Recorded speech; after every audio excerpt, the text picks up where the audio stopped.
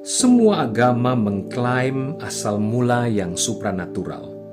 Kekristenan tidak hanya mengklaim asal mula yang supranatural, tetapi juga dipelihara oleh kuasa yang supranatural yang membawanya menjadi realita yang tidak terbantahkan. Alkitab adalah sebuah kitab mujizat.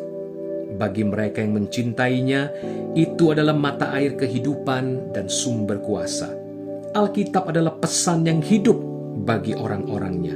Mungkin kelihatannya kering dan mati bagi mereka yang tidak beriman, tetapi Alkitab adalah kitab supranatural. Tidak ada kitab lain yang sekelas dengannya. Yang satu ini memiliki Tuhan di setiap lembarnya. Ibrani 4 ayat 12-13. Sebab firman Allah hidup dan kuat, dan lebih tajam daripada pedang bermata dua manapun. Ia menusuk amat dalam sampai memisahkan jiwa dan roh, sendi-sendi dan sumsum. Ia sanggup membedakan pertimbangan dan pemikiran hati kita. Tidak ada suatu makhluk pun yang tersembunyi di hadapannya.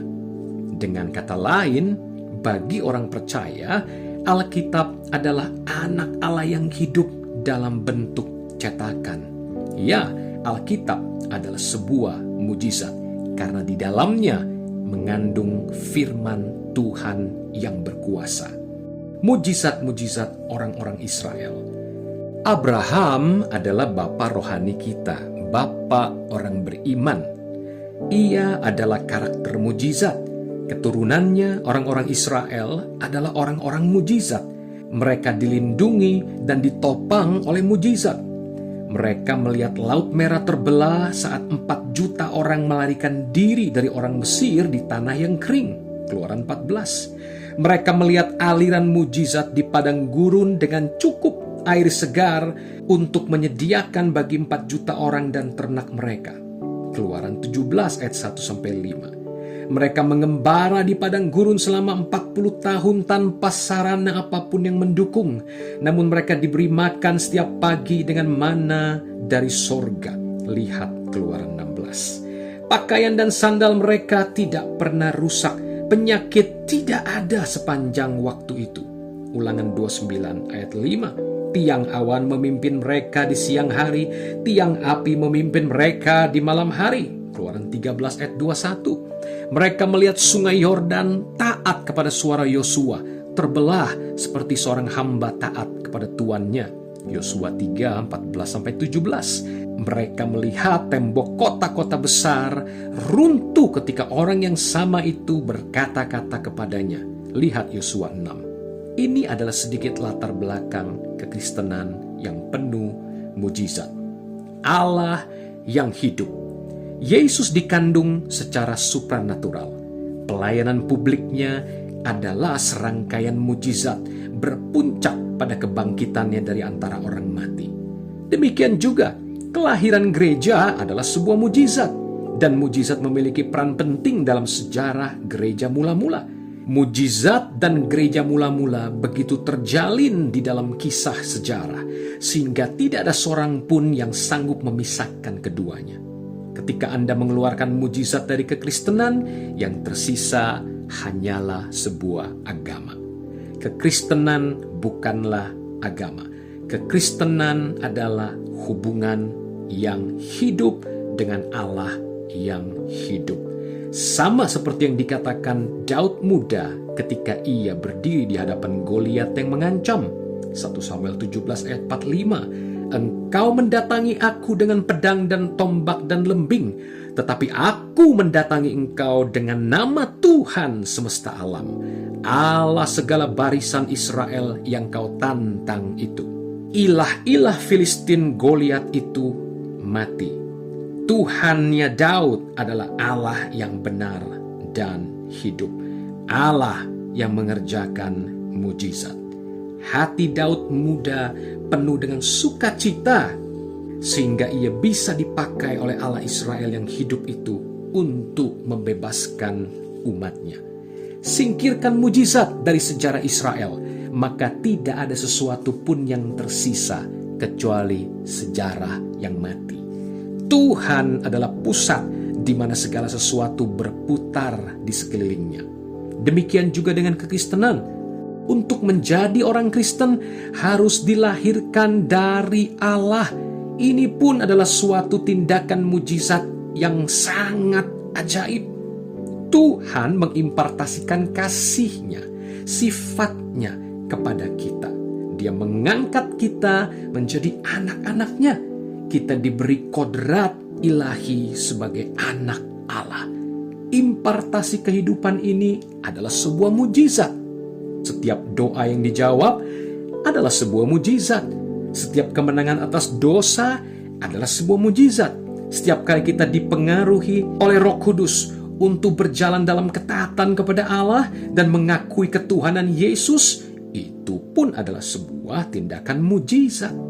Tuhan mengawasi kita, mempedulikan kita, dan menggenapi janji-janjinya kepada kita. Ini pun merupakan mujizat.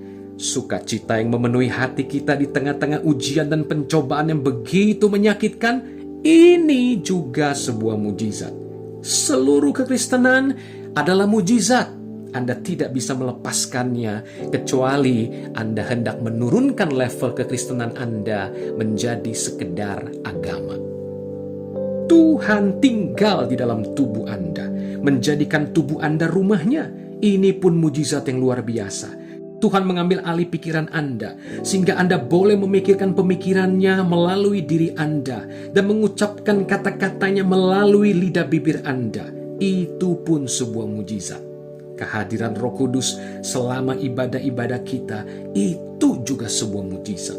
Singkirkan kuasa rohani dari kekristenan, dan tidak ada yang tersisa kecuali sekumpulan sistem moral dan etika dengan berbagai tuntutannya yang mustahil dipenuhi. Tetapi biarkan unsur mujizat masuk, dan Tuhan menjadi hadirat yang nyata di tengah-tengah kita. Kekristenan menjadi kekuatan yang hidup di tengah bangsa-bangsa di dunia ini. Jika zaman mujizat terjadi di masa Israel, di zaman kehidupan Yesus Kristus, dan di zaman gereja mula-mula, apa yang membuat Anda berpikir bahwa masa mujizat itu telah berakhir? Jika mujizat sudah tidak ada lagi, maka hal-hal yang menjadikan kekristenan sebagai agama yang hidup dan benar sudah berakhir. Jika mujizat sudah berhenti dan tidak ada lagi, maka hal-hal yang menjadikan kekristenan sebagai kebenaran yang utuh sudah berakhir. Jika zaman mujizat telah berlalu, maka janji-janji Allah di dalam Alkitab hanya sekedar puisi dan prosa yang mati. Nama Tuhan tidak lagi menjadi awan di negeri padang gurun yang berseru meminta air, dan dunia ini kehilangan pengharapan yang kekal. Ibrani 13 ayat 8. Yesus Kristus tetap sama, baik kemarin maupun hari ini dan sampai selama-lamanya. Ini kebenarannya. Nama Yesus tidak pernah kehilangan kuasanya. Tuhan benar-benar hidup dan masih melakukan berbagai mujizat dalam hidup Anda. Kekristenan adalah sebuah mujizat. Pekerjaan dari Tuhan yang mengerjakan mujizat. Jangan biarkan siapapun memperdaya Anda dengan memberitahukan kepada Anda bahwa zaman mujizat telah berakhir. Jika zaman mujizat telah berlalu, maka Tuhan bukan lagi Tuhan. Kristus bukan lagi Kristus, dan Alkitab bukan lagi firman Allah. Selama Tuhan adalah Tuhan, Kristus adalah Kristus, Alkitab adalah firman Allah, mujizat akan terus terjadi. Tuhan Yesus memberkati.